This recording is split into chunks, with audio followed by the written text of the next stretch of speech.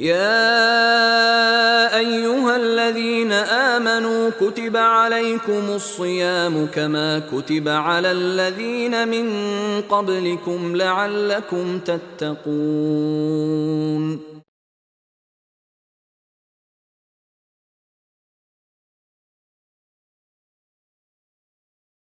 അസ്സലാമു അലൈക്കും വറഹ്മത്തുള്ളാഹി വബറകാതുഹു.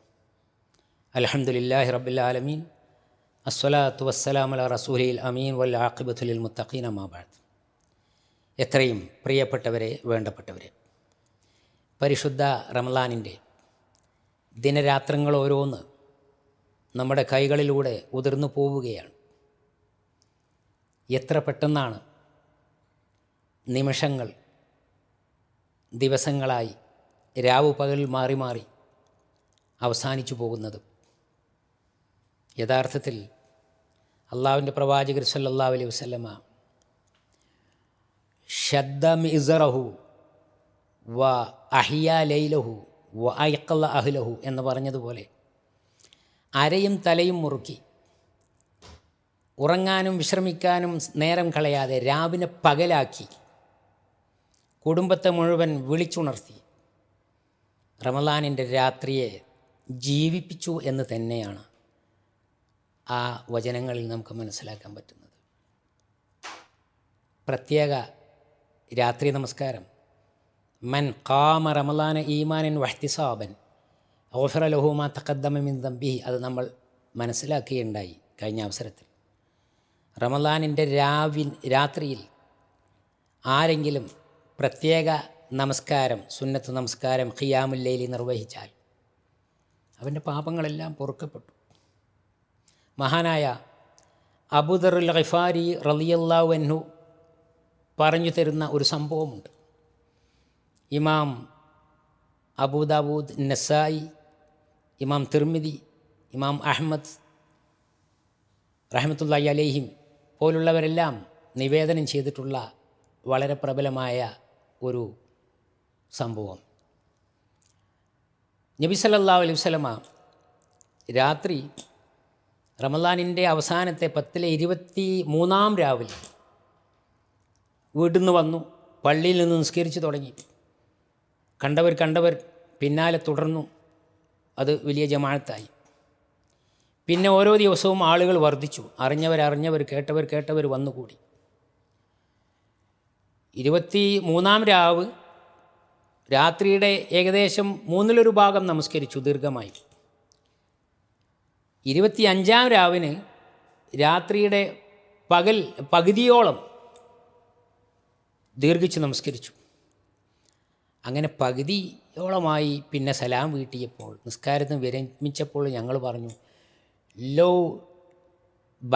ലൗ നഫൽ തന ബഖിയത്ത ലൈലത്തിന ഹാദി, അള്ളാഹിൻ്റെ പ്രവാചകർ ബാക്കിയുള്ള രാത്രി സമയവും കൂടി ഈ നമസ്കാരം ദീർഘിപ്പിച്ച് തന്നെങ്കിൽ എന്ന്.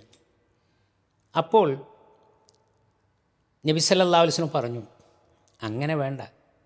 ഫഇന്നഹു മൻ സല്ല മഅൽ ഇമാമി ഹത്താ യൻസരിഫ, ഇമാമിൻ്റെ കൂടെ ആദ്യാവസാനം പിന്നിൽ നിന്ന് നമസ്കരിച്ചാൽ, ജമാഅത്തിൽ പങ്കെടുത്ത് നമസ്കരിച്ചാൽ രാത്രി മുഴുവൻ നമസ്കരിച്ചതുപോലെയാണ്. നേരം വെളുക്കണ നേരെ നീട്ടി നിസ്കരിച്ചോളണമെന്നില്ല എന്ന്. ജമാഅത്തായിട്ട് നമസ്കരിക്കുമ്പോൾ പിന്നിലുള്ളവരെ, പ്രായം ചെന്നവരെ, രോഗികളെ, തിരക്കിട്ട് പല ആവശ്യങ്ങൾക്കും പോകുന്നവരെ ഒക്കെ പരിഗണിക്കണം എന്ന് വേറെ കൽപ്പന തന്നെ ഉണ്ടല്ലോ. രാത്രി നമസ്കാരം നബി സല്ലല്ലാഹു അലൈഹി വസല്ലമ പല രീതിയിൽ രാത്രിയുടെ 1/3 ഭാഗം, പകുതിയോളം, പിന്നെ 27-ാം രാവിന് ഒരുപാട് ദീർഘമായി നമസ്കരിച്ചു. അത്താഴം കഴിക്കാൻ നേരം കിട്ടൂലേ എന്ന് ഞങ്ങൾ പേടിച്ചു പോയി എന്ന് അബൂദർ റളിയല്ലാഹു അൻഹു ആ വിവരിക്കുന്ന സംഭവത്തിലുണ്ട്. ഇങ്ങനെ രാത്രിയിലെ നമസ്കാരം ഒരിക്കൽ മാത്രം നബി സല്ലല്ലാഹു അലൈഹി വസല്ലം ചെയ്ത് കാണിച്ചത് പ്രാമാണികമായി ബോധ്യപ്പെട്ടാൽ അത് തന്നെ ധാരാളം മതി ചര്യയായി സ്വീകരിക്കാൻ. എന്നാൽ ഇങ്ങനെ റമളാനിൻ്റെ പല രാവുകളിൽ നബി സല്ലല്ലാഹു അലൈഹി വസല്ലം നമസ്കരിച്ചത് ഈ നിവേദനങ്ങളിൽ കാണാം. അതിൽ ശ്രദ്ധിക്കേണ്ടുന്ന ഒരു സംഗതി, പലപ്പോഴും നല്ല ഓത്ത് തിരഞ്ഞ് കൂടുതൽ ദീർഘിച്ച് നമസ്കരിക്കുന്നത് തിരഞ്ഞ് അല്ലെങ്കിൽ പല ഇമാമിൻ്റെ പിന്നിലും നമസ്കരിച്ചിട്ട് ഒരുപാട് അതിൻ്റെ ടേസ്റ്റ് അറിയാൻ ആസ്വാദനത്തിൻ്റെ പല രുചികൾ എന്ന രീതിയിൽ പള്ളികൾ മാറി മാറി പോകുന്ന അവസ്ഥയൊക്കെ ചിലയിടത്തൊക്കെ ഉണ്ട്. ടൗൺ ഏരിയയിലൊക്കെ ധാരാളമാണ്.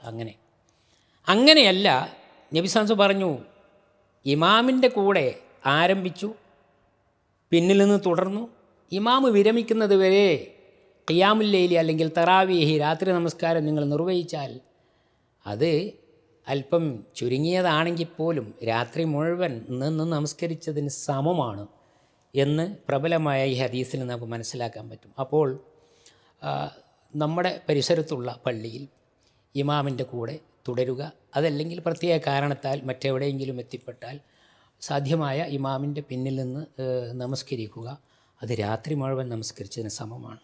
അതോടൊപ്പം ഖുർആനിൻ്റെ മാസമാണല്ലോ.